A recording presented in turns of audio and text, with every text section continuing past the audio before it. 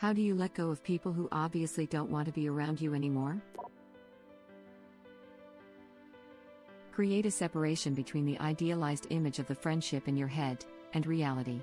Often when we struggle to let go of someone, it's not actually the person we're clinging to, but the fantasy of what we want them to be. Your worth is intrinsic. It isn't tied to a proverbial goalpost, positioned by someone outside yourself. Give yourself permission to feel the good things about yourself that you are trying to derive from this person. People who are not invested in you are not a good use of your time, energy, love, and effort. You deserve mutually fulfilling relationships that you don't have to beg for. Also, use this time to take an interest in yourself. Focus on you. Figure out what you want outside of the scope of anyone else. Honor those desires. Letting go is a good time to do this. I can't believe how true the part about idealized image of the friendship is. This is the best comment here so far. Yeah. Instead of remembering older times where maybe you did share the same interests, especially old primary or secondary school friends, find new ones that already have your interests. People grow up and travel down separate paths. Don't limit yourself to the people you hung out with so long ago. Definitely. I think nostalgia can affect how you walk away from any relationship. Effing poetic, dude. Create a separation between the idealized image of the friendship in your head and reality.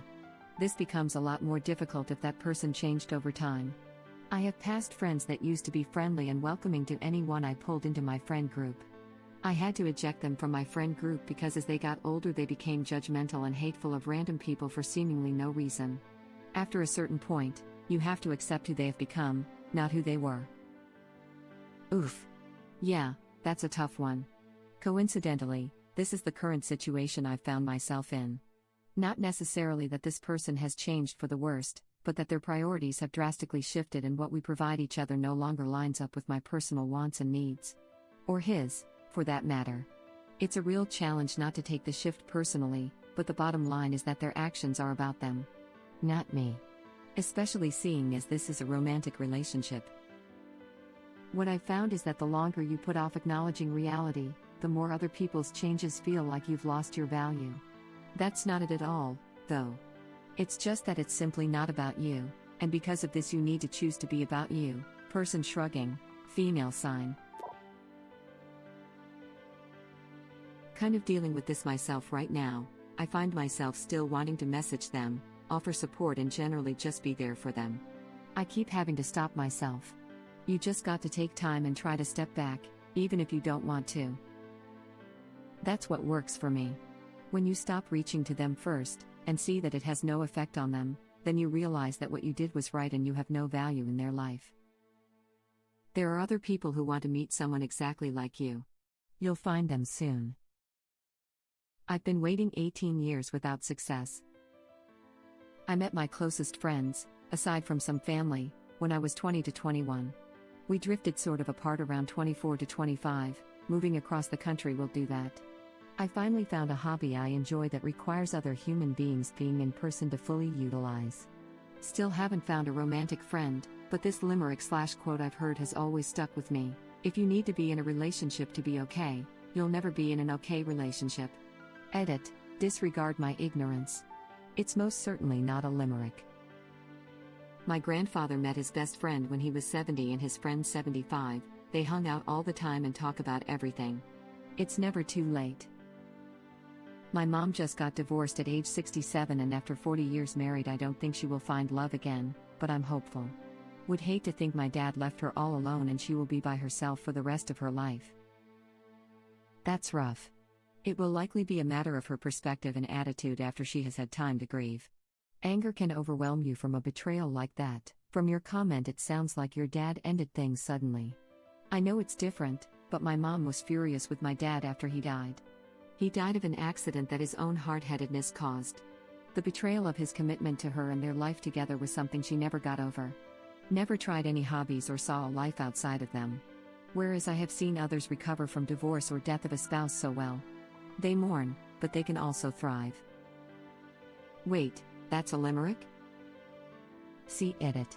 Lol. I found my best friend when I was 28 and she was definitely worth the wait. I met my best friend and wife 26 plus years ago. She still get upset when the meds don't work, but we're still going strong. We need an explanation. I'm imagining your wife being drugged and shackled to a radiator, smiley face. Only 18? Truth, when you realize you are the one always initiating the conversation and you stop to see if they still want to talk to you and then 6 months go by with radio silence. It sucks, but best to move on and focus on yourself and appreciate the friends that still appreciate you.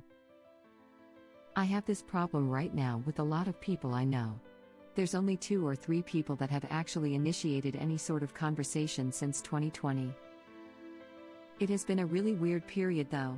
I think sometimes we are forgetting just how overwhelmed and lost most of us are feeling. I know this doesn't help a lot when you are feeling crap, but it is making people behave in an unusual way. I hope things get brighter for you soon. Everyone's lockdown/COVID story is different. Some people are stuck alone and craving interaction. Some people are stuck 24/7 with a partner and or family and just wish they had 1 effing minute to pee in peace. I think making rash judgments on people who are just trying to make it through each day should be held off till life becomes bearable again. I just went through that with 2 people I know. They were sisters. One day I realized that if I didn't reach out, I didn't hear anything from them. There were no new messages in our Discord server for like 2 months, including my birthday. Such bullcrap. Yup, learned this recently. Noticed I was always the one starting conversations and asking all the questions to keep it moving.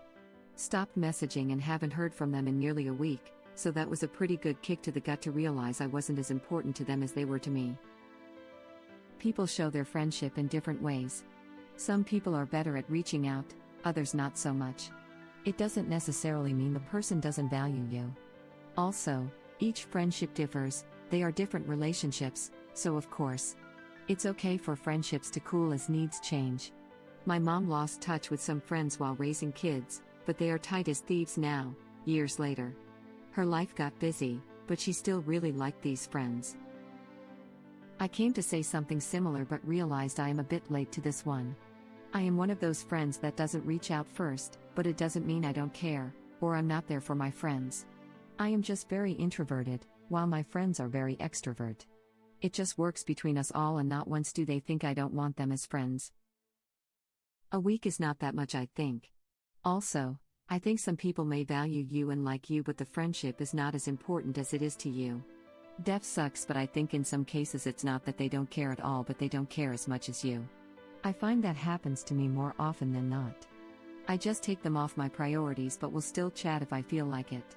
You just set boundaries and know what to expect. Yeah, my ex left me on the grounds of not being able to be in a relationship and still wanted me to stay her best friend. I agreed, and now she's in another relationship while I was the only one to message her for the past month. Cut her off after calling her out on her bullcrap, and I've never felt better. Same here, however I'm the one that broke it off. She was amazing but refused to discipline her kid. At 7 he speaks to her like an abusive husband. I brought it up to her and was basically told if I don't like it, I can go, because she didn't want to hinder him from expressing negative emotion. Gave my opinion and it didn't go over well. Happened the day after Christmas and haven't spoken since. I still think of her, although I know her son will forever be an issue. Her Christmas gift came late and her birthday is coming. On the fence about sending it to her. I feel I shouldn't. But feelings. Don't do it. Stay strong. Keep the break clean. If you send the gift, then you'll be waiting for a response and the waiting will eat you up. Ask me how I know, confused face. I believe you and been there before. I know better. You did the right things here, both by letting her know there was a problem with her kid, and by stepping away. Mother's protective instinct is legendary, and no mother likes to hear anything but the very best about her kids, but she will have what you told her at the back of her mind, and it will moderate her parenting. She will likely never be able to thank you for it though. Having to do this too. She don't want me in her life, and after being without her I've realized she was never that good for me in the first place. Still have to remind myself that reaching out is only going to open a can of worms. As a 66-year-old woman, I can assure you life is too short to spend an ounce of energy on people like this. Direct it to something that brings you pleasure. Get out of the house for a walk, Take a remote class, call an old friend, foster a cat, and bake some brownies to leave with a neighbor. Give it some time, but if you still can't let it go, see a therapist to talk it out. You'll find your way. It's so great when this perspective comes naturally with age. You don't want my cooking? Buy then. Easy peasy. As you age, the amount of things you stop giving a F about only to realize that you didn't need to give them the attention in the first place, is amazing. Haha, so true. All the performing I did to be liked, what a waste. I'm only 35 and this is already happening to me. It's liberating. How do you bring up this sort of topic to a therapist? I don't know how to broach the subject correctly. Therapists are trained for this. You walk in, sit down, and he or she will ask, "So, Lannister General, what would you like to talk about today?" And you say, "Well, I have this friend who is doing something, and I want to know how to something. I.e., handle it, move past it, protect myself, punch her in the face, not feel bad about it." It flows easily. There is no judgment. It's like texting on Reddit to a 66-year-old lady, but in person, to someone who is trained. I went to a therapist, and not a particularly good one, for about a year when I was having this exact problem. I realized I should stop going when I had a lot more things I looked forward to doing besides talking to her. She wanted me to stay, but I moved on, which was exactly my goal. As a 31-year-old man, I think you seem really awesome. You've clearly got your crap together, and make good use of your life experience. Save the post or take a screenshot? Therapists tend to be pretty versatile in how they accept information about your mental state. Read something from this thread to your therapist. They'll get you going from there. Just say, "I want to talk, my friends." They are there to listen and not judge. And give you coping mechanisms to help with this stuff, especially if this is a repeat occurrence. I started seeing my therapist 5 years ago when I broke up with my high school friends. It made me realize I desperately needed therapy. This is how I look at it. I have too much respect for myself to waste my time hanging around people that don't want to be around me, whether it's a friendship or romantic relationship. I wouldn't even feel bad about dropping a crappy friend or partner. Decide to let go of them and then remind yourself of that decision. It isn't easy, but the habit does build eventually. I wonder what they're up to. Oh, no, wait. I've let them go. Your brain will start to believe you eventually. Edit. Thank you for the awards, friends. Yes, and I find that allowing yourself to mourn the friendship helps too. It's a type of breakup, but for some reason it's less talked about in society. Yes. One of the worst griefs I've experienced in my life was the ending of a treasured friendship.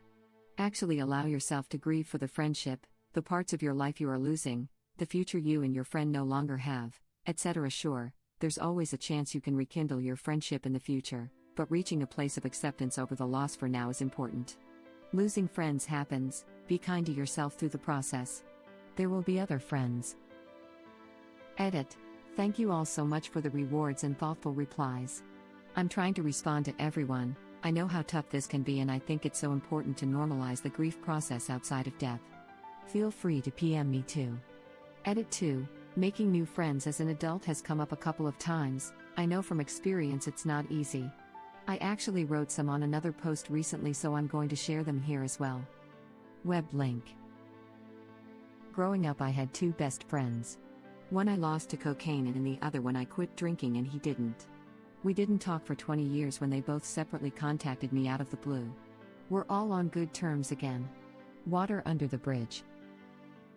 The ending of my closest friendship triggered the biggest depressive episode of my life. That was 5 years ago. I hardly think about them now, and although I don't regret ending the friendship, I've also not been close to anyone since. Was much worse than ending any kind of romantic relationship. I lost several close friends simultaneously, and it resulted in me attempting suicide because they were my support network and I was completely alone. The people that I expected to be there for me weren't. The fewer friends you have, the more vulnerable you are when losing them. So now I have a bunch of casual friends and am not close to anyone. Yes. Thank you for saying this. It is a breakup of sorts and does need to be mourned, especially if you were friends for a long time.